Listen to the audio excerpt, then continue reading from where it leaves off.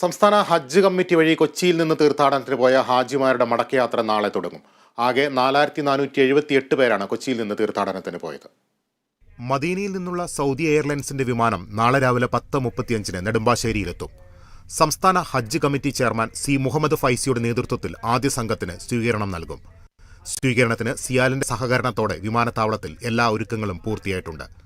തീർത്ഥാടകർക്ക് വിതരണം ചെയ്യുന്നതിനുള്ള സംസം വെള്ളം വിമാനത്താവളത്തിലെത്തിച്ചു. ഓരോരുത്തർക്കും 5 ലിറ്റർ വീതമാണ് നൽകുക.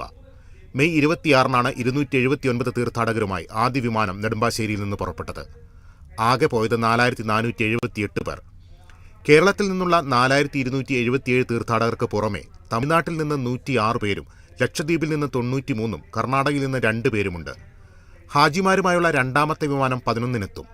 289 തീർത്ഥാടകർ ഉണ്ടാകും. 21-നാണ് മടക്കയാത്ര അവസാനിക്കുക.